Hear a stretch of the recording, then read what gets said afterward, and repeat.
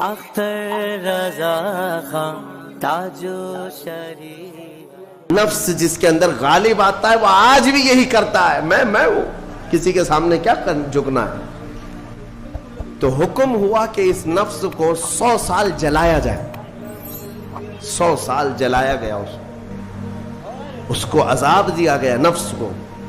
100 سال بھگتنے کے بعد، آگ کی تپش بھگتنے کے بعد اسے پھر لایا گیا نفس کو۔ اللہ تعالیٰ نے پوچھا، اے نفس بتا میں کون ہوں اور تو کون ہے؟ نفس نے کہا انت انت انا انا، تو ہے میں ہوں۔ غرور نہیں ٹوٹا، گھمنڈ نہیں ٹوٹا۔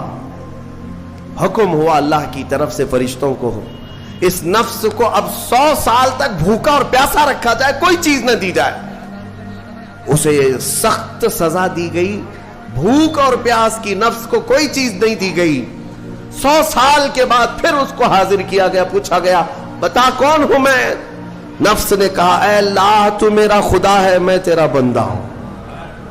فرمایا بزرگوں نے کہ نفس کو اگر کوئی جھکا سکتا ہے تو وہ بھوک ہے، اسی لیے مولا نے رمضان کے روزے تم پر فرض فرمایا۔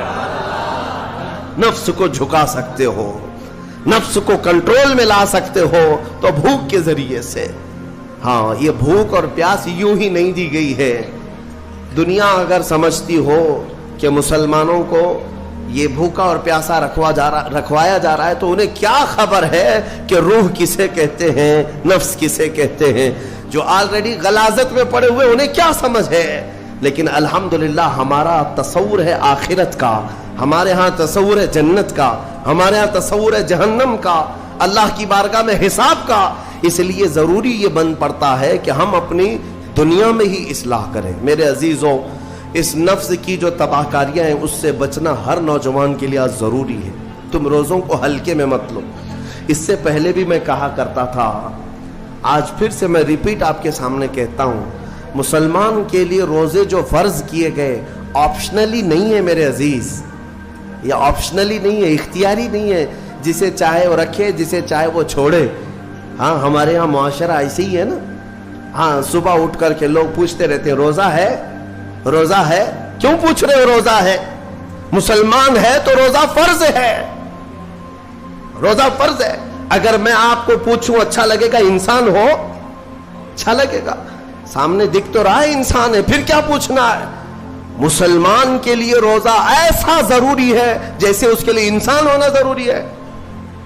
وہ روزے چھوڑتا کیوں؟ ہاں چند ہی چیزیں ہیں جہاں تخفیف دی گئی ہے شریعت میں، وہ سفر ہے یا مرض ہے، ایسا مرض کہ جس سے وہ نہیں برداشت کر پاتا، اس میں اللہ تعالیٰ نے اسے چھوٹ دی ہے، رخصت دی ہے۔